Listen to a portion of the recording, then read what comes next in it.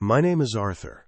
The worst day of my life started with a weak cup of coffee at the Iron Horse Diner. It was the same diner I'd been going to for 40 years, but that morning it felt different. The air was thick with whispers. I'd just spent the last of my savings on a mountain of rust most people called the old Goliath locomotive, and the whole town of Rust Creek knew it.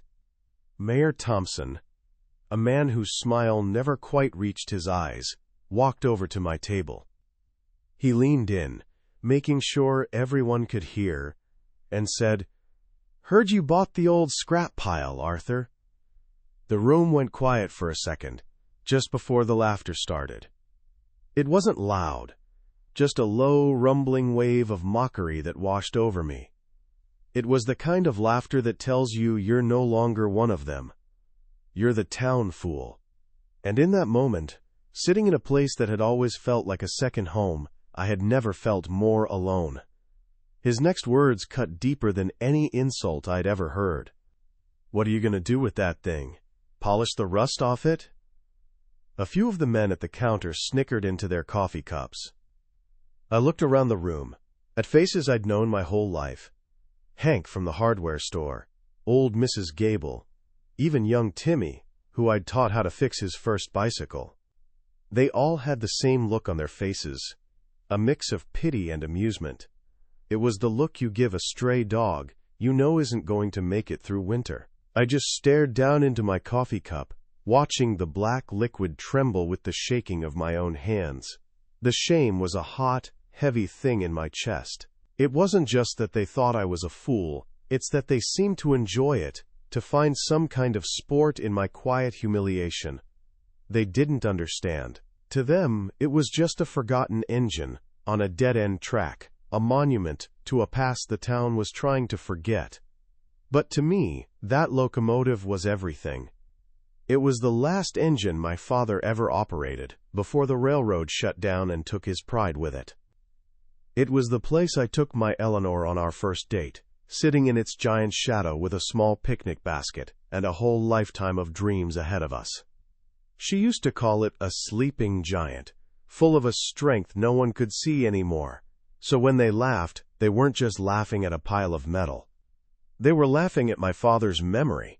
They were laughing at my love for Eleanor. They were laughing at the last piece of my own history I had tried to hold on to. I didn't say a word back to the mayor. Arguing would have just given them more of a show. There's a certain kind of dignity in silence, a strength they can't touch. I slowly reached into my pocket, pulled out a few crumpled bills and laid them on the table to cover my coffee. I pushed my chair back, the sound of its legs scraping against the worn linoleum floor seeming impossibly loud in the sudden quiet. I could feel every eye in that diner on my back as I walked to the door. I didn't look at any of them. I just kept my eyes fixed on the street outside, on the cold Montana morning that waited for me. I pushed the door open, and the sound of their quiet, condescending chuckles followed me out into the wind, a sound I knew I would never forget. What would you do if everyone you've ever known laughed you out of the only home you've ever had? What would you do if your biggest hope became your town's biggest joke? Listen to my story until the end, and tell me what would you have done in my place. I'd also like to know what city you're listening from. Sometimes, a man just needs to know he's not alone in this world. If you want to hear more stories like this one, about finding strength when everyone else sees only weakness, subscribe to the channel. Now let me tell you what happened next, out there in the cold, with nothing but a rusty old engine and a promise I made to my wife. That cold Montana air hit me like a slap in the face the second I stepped out of that diner. It was sharp and clean, and for a moment, it felt like it could wash away the filth of their laughter. But it couldn't. That kind of mockery sticks to you, seeps into your bones. I stood there on the sidewalk, my hands shoved deep into the pockets of my worn-out jacket, and just breathed. One breath in, one breath out. I wasn't just thinking about the mayor's smug face or the pity in old Mrs. Gable's eyes. I was thinking about how a man ends up here, standing alone on a cracked sidewalk in a town that's supposed to be his home, feeling like a complete stranger. It's a long road that leads to a morning like that, and mine started a long, long time ago, back when this town still had a heartbeat you could hear for miles. I was born right here in Rust Creek, in a small house that smelled of coal smoke and my mother's baking bread. This town wasn't always a ghost of itself. It used to be alive, buzzing with the energy of the railroad. The whistles of the engines were our morning alarm and our evening lullaby. My father, his father before him, they were railroad men. It wasn't just a job to them, it was who they were. They were part of something huge, something that connected our little dot on the map to the rest of the world. I grew up believing that steel and steam were the most honorable things a man could put his hands on. My dad worked on the Goliath, and when he'd come home, covered in grease and soot, he looked like a king to me. He was tired, sure, but it was the good kind of tired that comes from building something real. I can still remember the feel of his hands. They were like maps of a hard life, calloused and scarred, with grease worked so deep into the lines it never truly came out. But those hands were gentle when they fixed my childhood toys or held my mother's face. He used to take me down to the rail yard on Sundays, and he'd point out the Goliath, standing there proud and powerful. He'd talk about it like it was a living creature, with a temper and a soul. He'd tell me, "This engine, Arthur, this is the heart of this town. As long as she runs, we run." He'd let me touch the massive steel wheels, still warm from a long haul, and I felt like I was touching something sacred. It wasn't just a machine, it was our history, our provider, our pride, all welded together in iron and fire. So it was only natural that I'd follow him onto the rails. I didn't have the build to be an engineer like him, but I had the mind for the mechanics of it. I loved taking things apart and putting them back together, understanding what made them tick.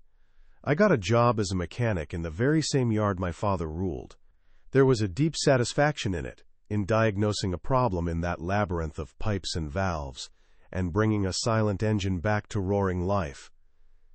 It was honest work. You couldn't lie your way through it. Either the engine worked or it didn't. You were judged by the results of your own two hands, and I liked that. For a while there, I thought my whole life was set on that track, straight and clear as far as the eye could see. Then I met Eleanor. She was working part-time at the Iron Horse Diner, the same one that would one day become the stage for my humiliation. She had a smile that could make a man forget the ache in his back and the grease under his nails. She moved with a kind of grace that didn't belong in a dusty railroad town, and she had eyes that saw right through the tough guy act every man in that diner put on. She saw me, the real me, the quiet fella in the corner who was better with a wrench than with words. It took me a month to work up the courage to ask her out, and when she said yes, I felt like I'd just fixed the most complicated engine in the world. Life suddenly felt bigger than just the rail yard. For our first date, I didn't have much money for a fancy dinner. So I packed a small basket with sandwiches and a thermos of lemonade and took her to the only place I could think of that felt special. I took her to see the Goliath, parked on a siding for the night. I thought she might think it was strange, a date next to a giant, dirty locomotive. But she didn't. She just stood there, looking up at it in the evening light, and she wasn't scared or unimpressed. She was captivated. I'll never forget what she said. She ran her hand over one of the cold, steel driving rods and whispered, "It's like a sleeping giant, Arthur. It's full of all this forgotten strength." In that moment, I knew I was going to marry her. She saw the soul in things the same way I did. Our life together wasn't fancy, but it was solid. We bought that little house I grew up in after my folks passed on. It was old and needed work, but it was ours. I remember one autumn, a big storm blew through and tore a hole in the roof right over the kitchen. Rain was pouring in. I didn't have the money to call a roofer, so I climbed up there myself in the middle of the night, with the wind howling and the rain lashing down. Eleanor stood in the yard below, holding a big flashlight steady on the roof for me, getting just as soaked as I was. When I finally nailed the last shingle in place, we were both shivering and drenched, but we were laughing. That night, Holding her close, I promised her, "I'll always keep a roof over our heads, Ellie, no matter what," and I did. Then came the day the whistles stopped. The railroad company decided our spur wasn't profitable anymore. They shut it all down. Just like that. One day the yard was a symphony of hissing steam and clanging metal. The next, it was dead silent. It was a silence that was heavier than any noise. It was the sound of livelihoods ending, of a town's purpose being erased. My father, who had already retired, seemed to shrink after that. The light went out of his eyes, and I, along with dozens of other men, was laid off. The track my life had been running on just ended. It was a dead end, and we were all stuck there, wondering what came next. The strength of the town, the strength of the Goliath, it all just started to rust. That's when I became a handyman. It wasn't a choice, it was a necessity. I had a family to provide for, a promise to keep. I took any job I could get, fixing a leaky faucet for Mrs. Gable, tuning up the engine on Hank's old pickup, patching a fence out at the Miller farm. It was humbling work after the pride of the railroad. Some of the guys I used to work with couldn't stomach it. Their pride wouldn't let them, but I swallowed mine. There's a different kind of dignity in doing what needs to be done, in making sure there's food on the table. Eleanor never once made me feel like I was less of a man for it. She'd say my hands were still building things, still fixing what was broken. She just had a way of seeing the best in a bad situation. Then Eleanor got sick. It started small, a tiredness that never went away, a cough she couldn't shake. Then it got worse. It was a slow, cruel thief, that illness. It stole her energy, her laughter, her light. We spent everything we had on doctors and treatments, trips to the city, medications that cost more than our mortgage. I worked every hour God sent, taking on the dirtiest, hardest jobs nobody else wanted, just for a few extra dollars. It was a different kind of fight. I was a mechanic, a man who understood how things worked, but I couldn't fix this. I couldn't find the broken part and make it right. And that feeling of helplessness was 1,000 times heavier than any locomotive I'd ever worked on. I sold my father's old pickup truck, the one he'd left me, the one I'd planned to pass down to my own child one day. I took on a night job cleaning out the granary. I didn't sleep much. I didn't care. Every penny went to her care. In our vows I had promised her, in sickness and in health. It wasn't just a string of words you say at a wedding. It was a blueprint. It was a commitment as solid as steel. I would have sold the house, sold my own soul, if I thought it would have given her one more good day. She was my whole world, and you do whatever it takes to keep your world from falling apart. You don't even think about it. You just do it.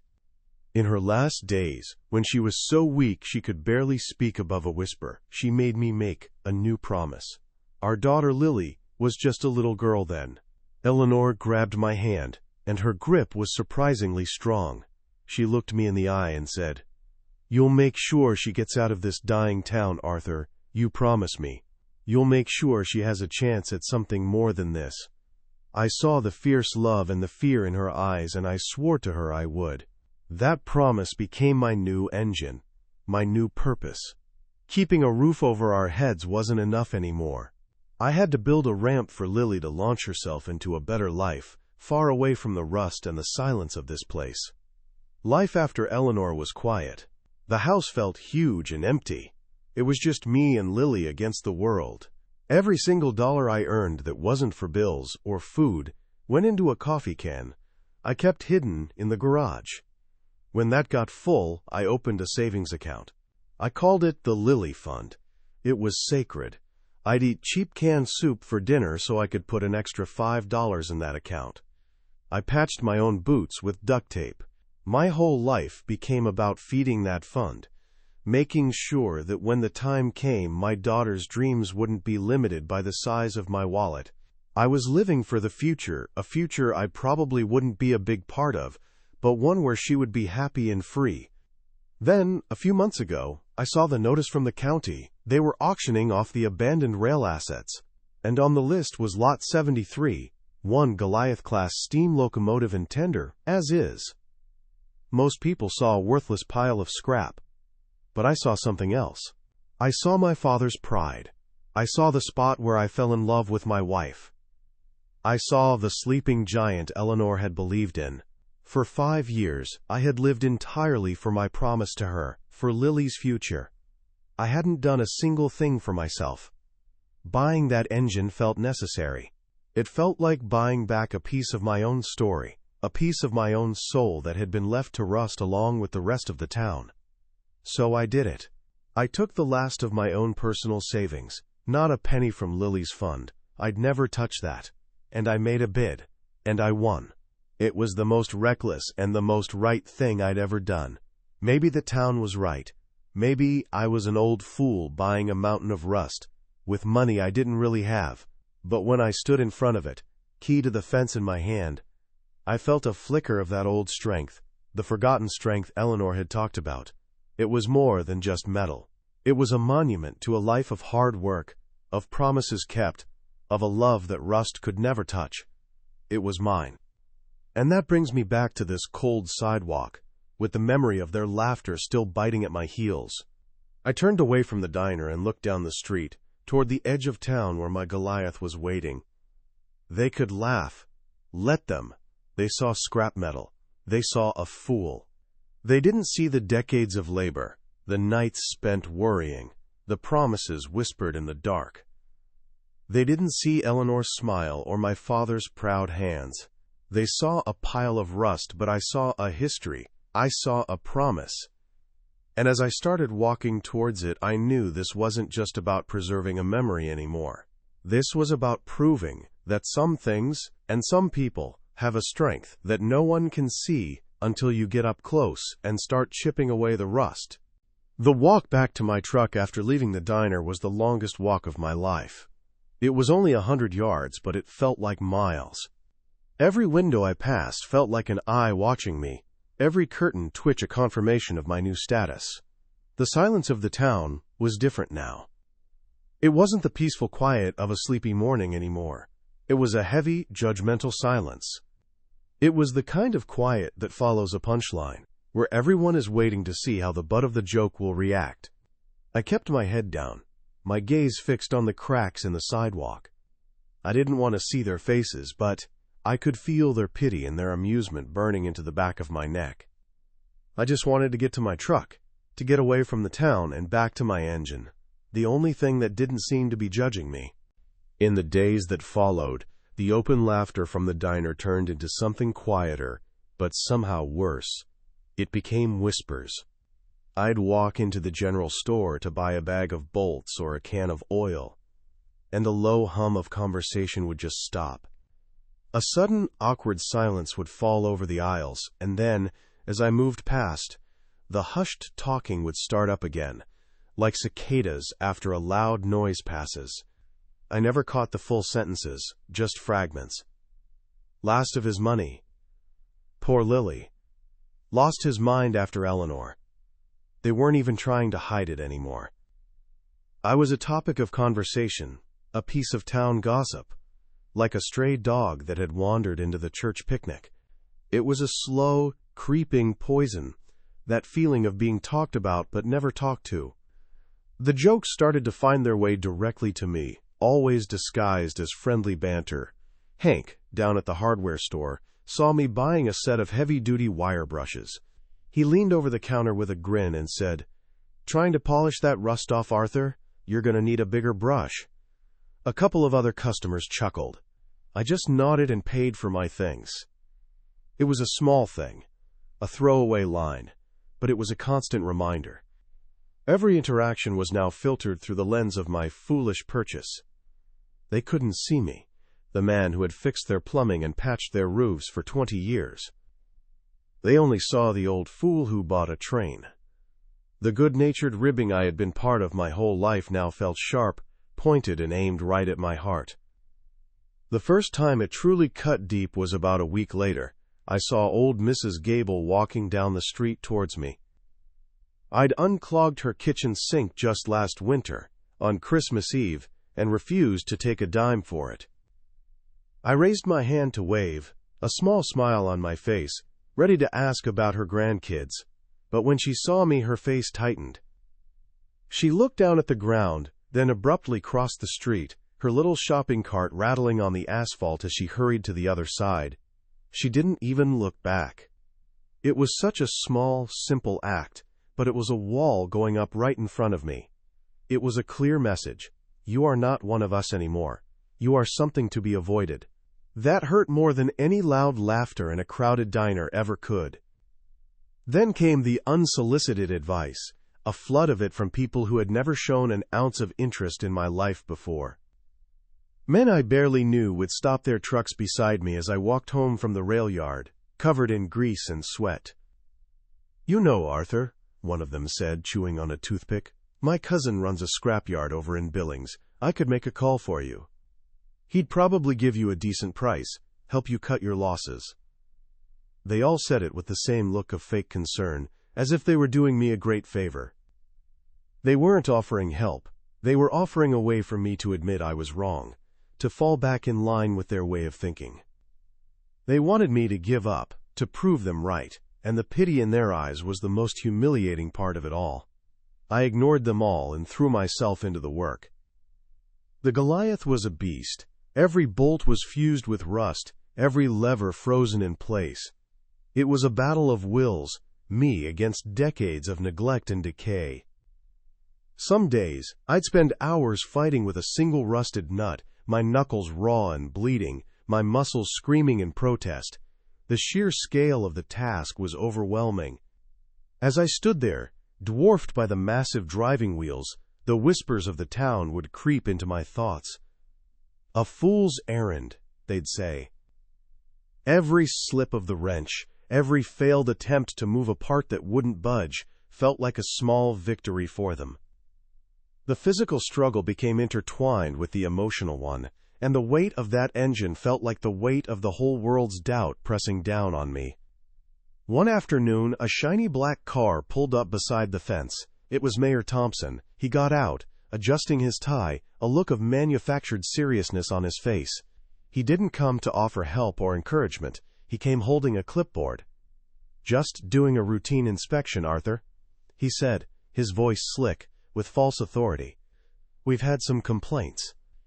Town Ordinance 7B4 states that any private property visible from a public road must be maintained in a way that doesn't constitute a public nuisance or an eyesore."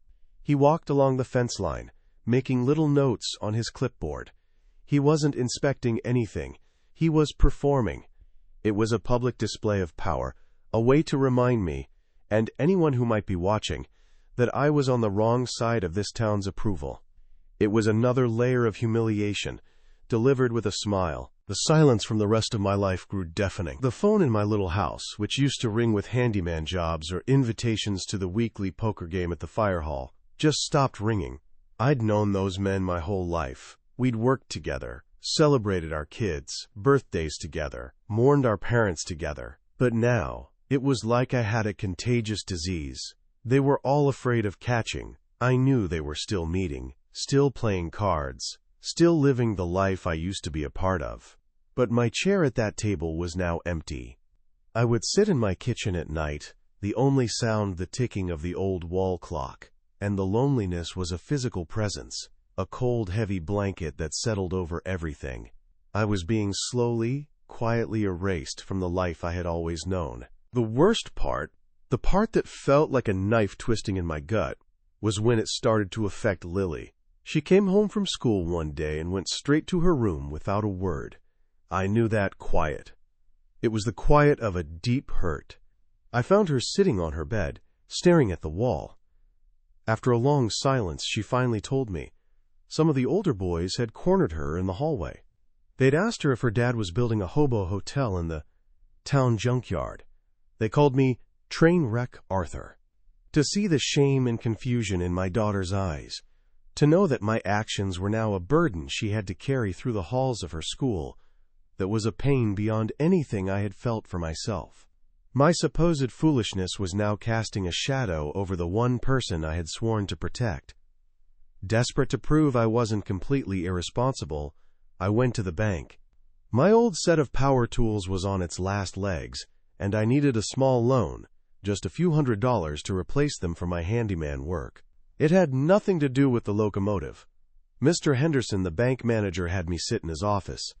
He was a man I'd coached in Little League. He steepled his fingers, leaned back in his leather chair, and gave me a sad, paternalistic look.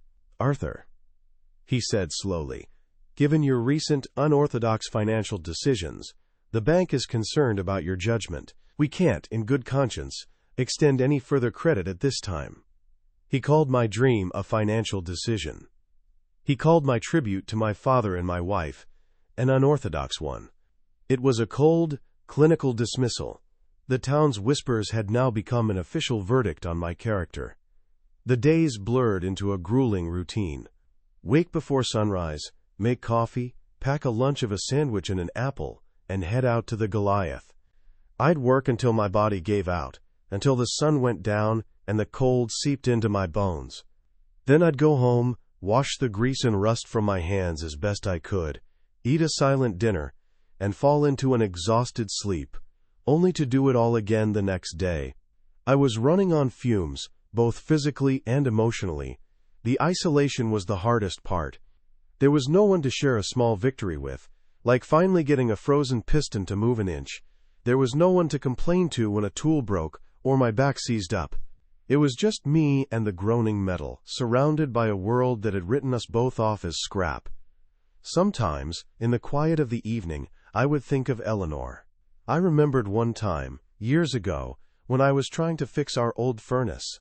It was a complicated job, and I was getting frustrated, ready to give up and call a professional we couldn't afford. A neighbor had looked over the fence and said, "You'll never get that old thing running, Art." Eleanor heard him. She walked right out, put her hand on my shoulder, and said loud enough for him to hear, "My husband can fix anything." The confidence in her voice was all I needed. I had it running an hour later. Thinking of that now, standing alone in the shadow of the Goliath, brought a fresh wave of grief. I missed her belief in me more than I missed the air in my lungs. I was fighting this battle alone, and her absence felt like a missing shield. The disrespect started to get more blatant. It was no longer just whispers or avoidance. One Saturday, a couple of young guys I didn't recognize, probably home from college, drove their pickup truck along the dirt road by the tracks. They slowed down as they passed me, hanging out the windows. "Hey, old man," one of them yelled. "Need a hand tearing that piece of junk down? We'll do it for a case of beer." They howled with laughter, then peeled out, kicking up a cloud of dust that settled all over me and my tools. It wasn't a joke anymore. It was pure mockery. It was the cruelty of people who see someone down and decide the best thing to do is to kick them. I just stood there, my hands clenched into fists, and watched them disappear, their laughter hanging in the air like a bad smell. I tried going back to the Iron Horse Diner one more time, about a month after that first morning. I thought maybe things had blown over, that the town had found a new joke to tell. I was wrong. I walked in, and it was like a switch was flipped. The lively chatter died down to a murmur, but this time, nobody even looked at me. They didn't whisper. They didn't smirk. They just ignored me. I sat at my usual table, and the waitress, a young girl who didn't know me, took my order. But the rest of the room acted as if my chair was empty. They talked around me, through me, as if I were a ghost. It was the most profound form of isolation yet. I wasn't the town fool anymore. I was simply not there. I drank my coffee, paid my bill, and left, knowing I would never go back. That night, a storm of doubt hit me harder than any Montana blizzard. I was out by the engine, the rain starting to fall, and I just stopped. I looked at my hands, stained with rust and grease, calloused and bleeding.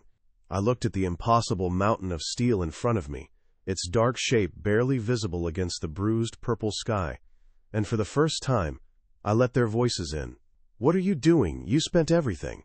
You've isolated yourself. You've made your daughter a target. For what? A pile of scrap? A memory?" The weight of it all crashed down on me, and I sank to my knees in the mud. "Maybe they're right," a voice in my head whispered. "Maybe you really are just a crazy old fool." The despair was a cold, physical thing, and it threatened to swallow me whole. As I knelt there in the mud, ready to give up. My hand brushed against something in the dirt. I picked it up. It was an old, petrified leather work glove, half buried near the tracks. It was stiff and worn, the fingers curled into a permanent grip. I knew it instantly. It was my father's. I remembered him losing one just like it years ago, complaining about it for a week. He must have dropped it right here, on his last day of work. Holding that small, forgotten piece of him, I felt a jolt, like a current running up my arm. This wasn't just about me. This was about him.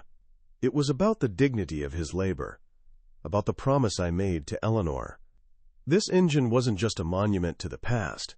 It was a testament to the idea that some things are worth fighting for, even if no one else can see the value. I stood up, the mud sucking at my boots, and looked back towards the distant lights of Rust Creek.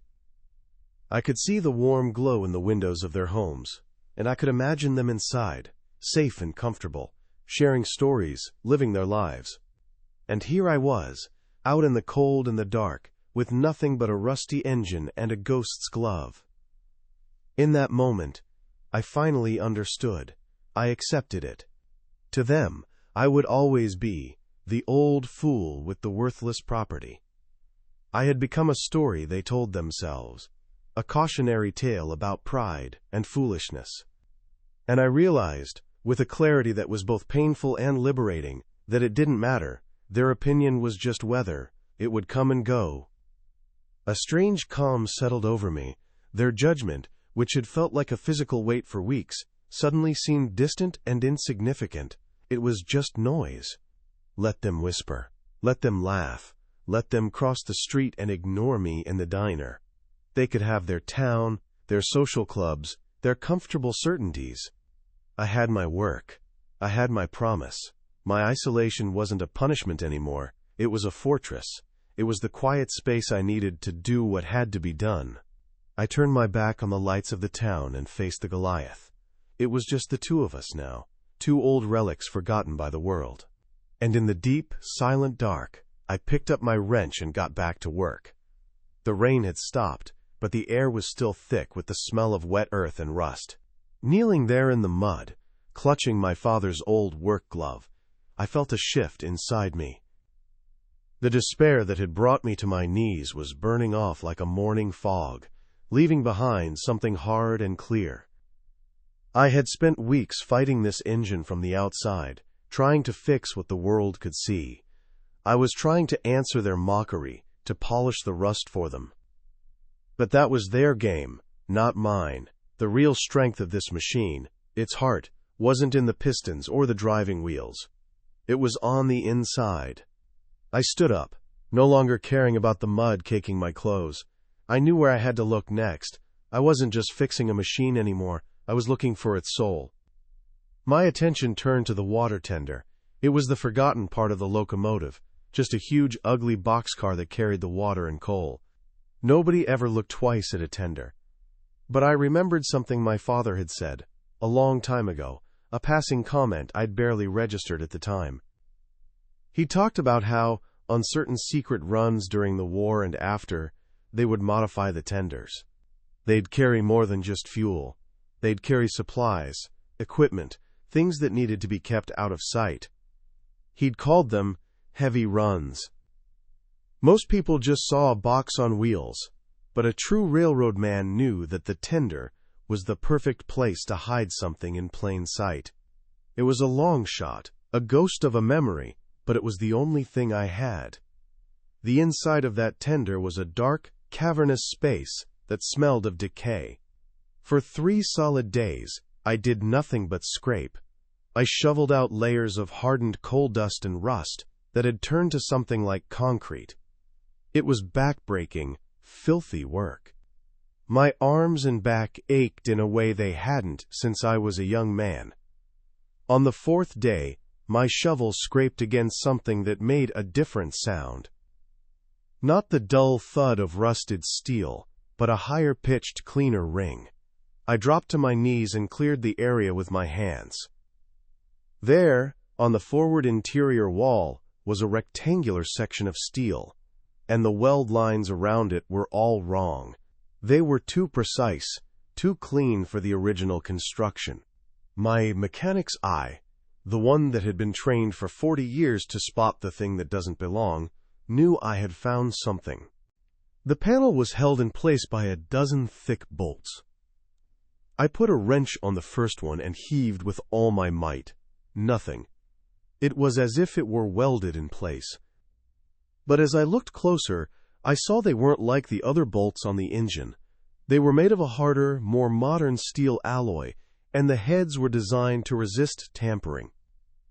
This wasn't a standard access panel. This was a vault door. For 2 more days, I fought with those bolts. I used penetrating oil, a blowtorch, a breaker bar, so long I could barely swing it in the tight space. Every failed attempt was a fresh wave of frustration. The town's laughter seemed to echo inside that steel box with me. Look at the old fool, fighting with a piece of metal. But I couldn't stop. I had to know what was behind it. Finally, on the morning of the 7th day of working inside that tender, I put all my weight on the breaker bar, my muscles screaming. There was a sudden ear-splitting crack that sounded like a gunshot in the enclosed space. It wasn't the bolt that broke, it was the rust that had fused it to the frame. The sound was the sweetest music I had ever heard. One by one, with sweat pouring down my face, and my knuckles raw and bleeding, I broke the seal on the other 11 bolts. The physical exhaustion was immense, but I was running on something else now. It was a pure, raw certainty that I was on the verge of uncovering a truth that had been sleeping here for more than half a century. I felt like I was waking the giant, just like Eleanor had said. With the last bolt off, the panel didn't just fall away, it was too heavy. I had to use a crowbar to pry it loose from its seating. It was a thick, solid plate of steel, far heavier than it had any right to be. When I finally pulled it free and it crashed to the floor, I saw what it had been protecting.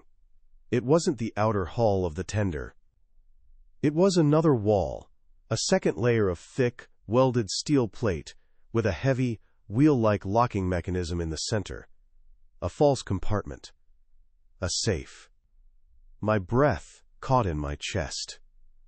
This wasn't a modification for carrying extra parts. This was a purpose-built concealment, designed by experts to be completely invisible. And it had worked.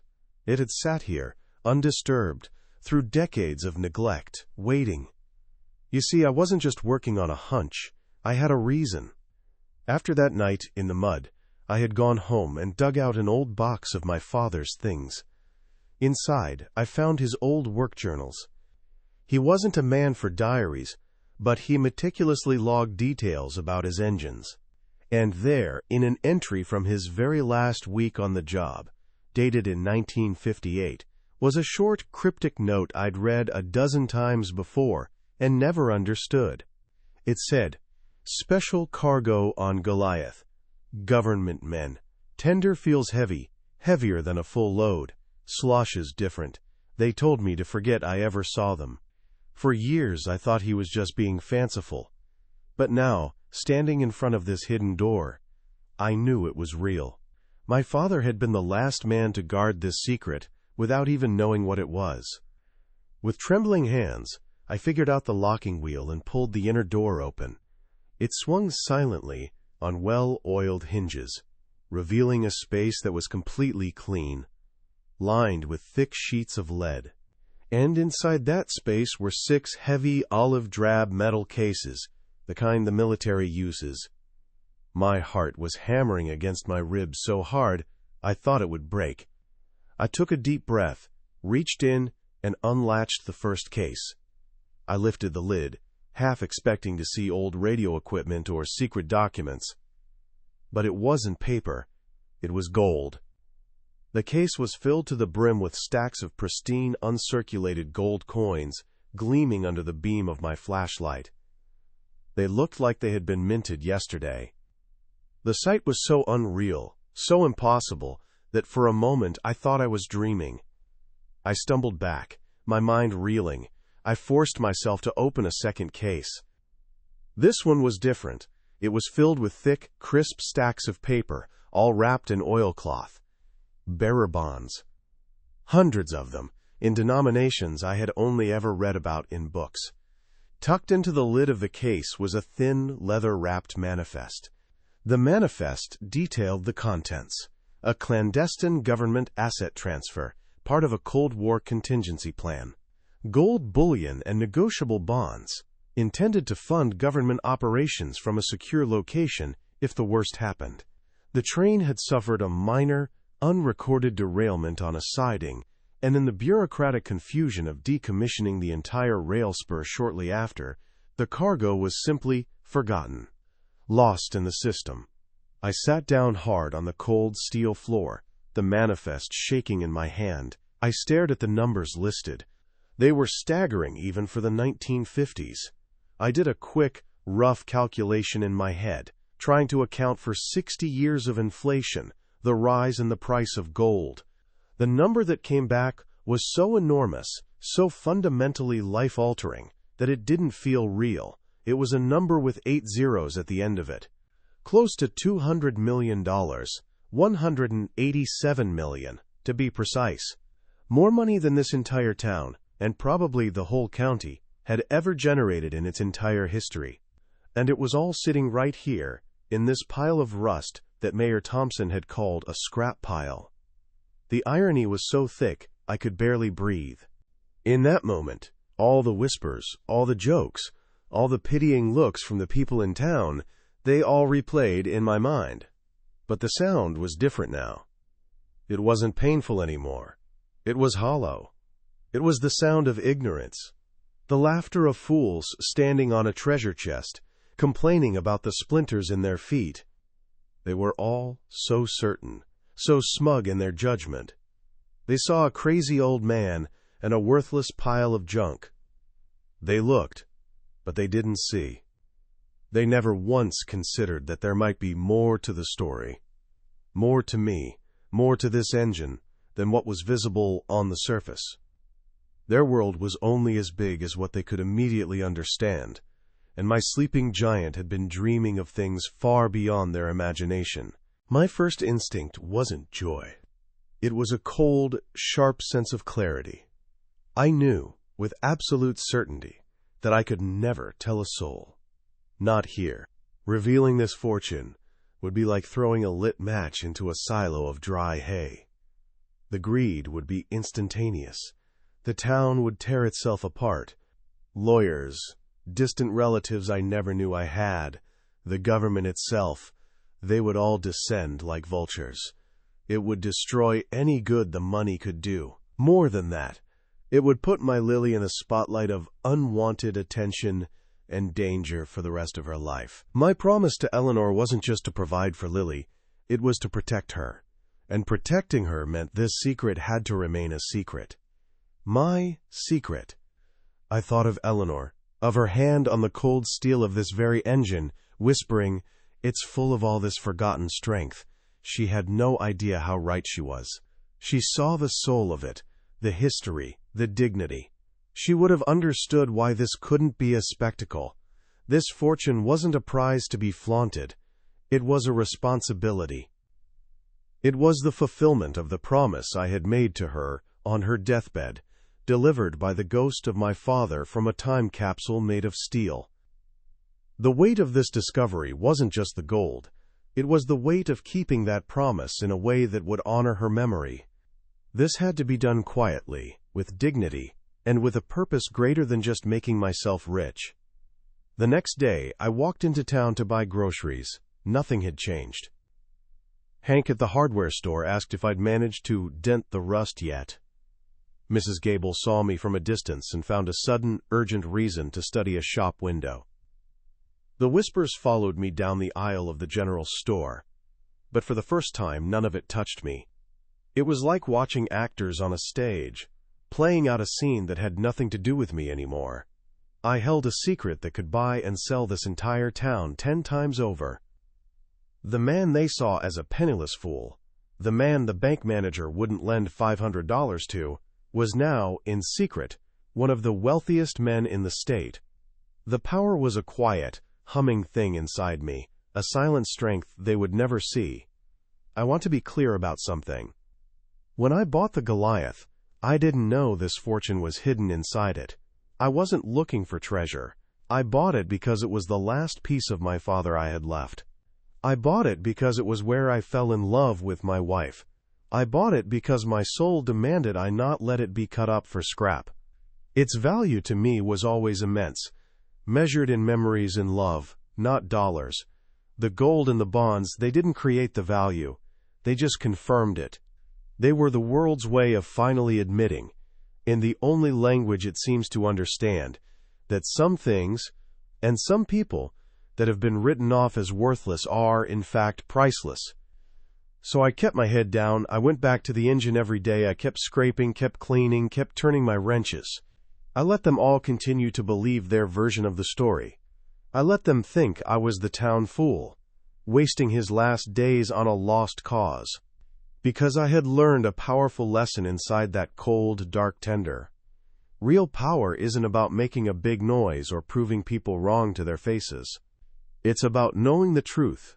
It's about holding the winning hand and having the patience not to show it until the stakes are exactly where you want them. Their judgment was their prison, not mine. And I was already planning my escape, a silent, strategic justice that they would never see coming. The stage was set for the final act. I spent that entire night sitting on the floor of the tender, the beam of my flashlight playing over the gold. I didn't touch it again. I just sat there, in the cold and the dark, and I thought. I thought about Mayor Thompson's smirk, about Mrs. Gable crossing the street, about the shame in my daughter's eyes.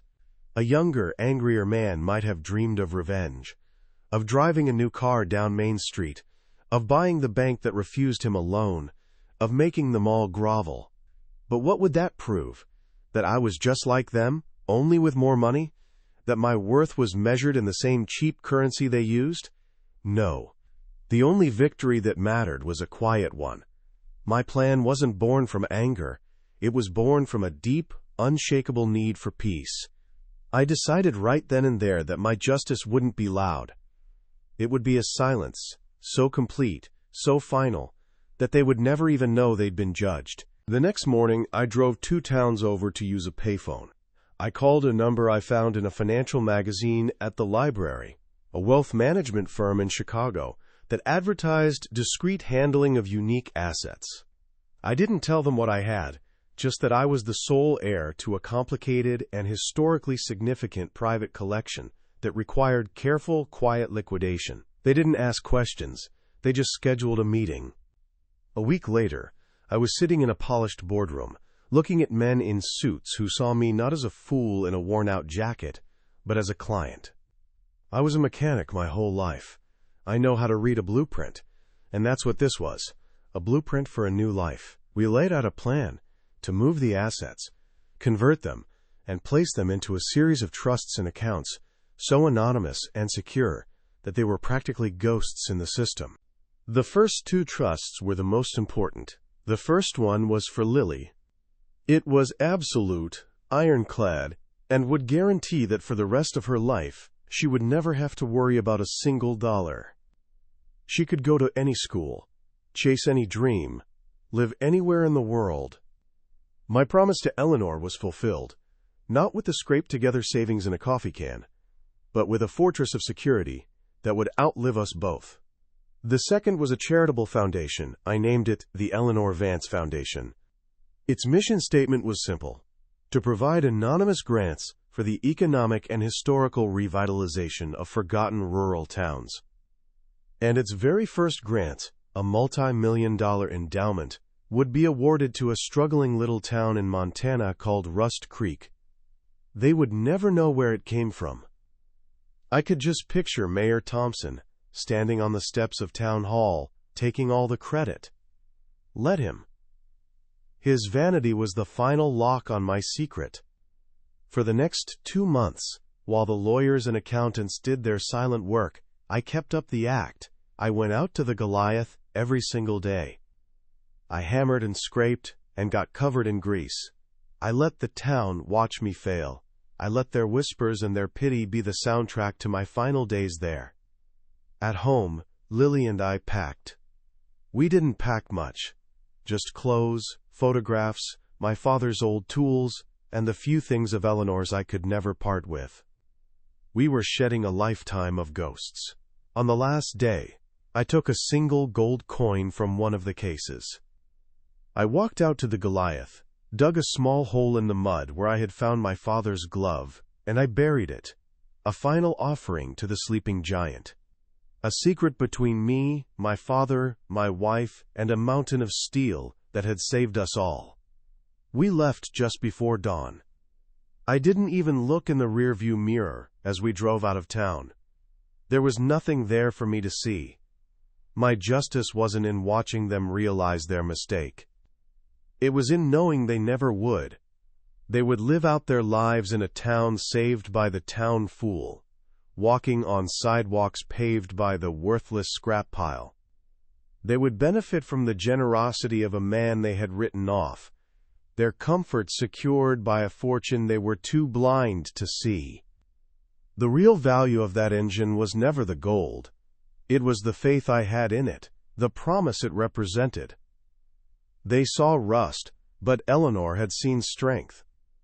And in the end, her vision was the only one that mattered.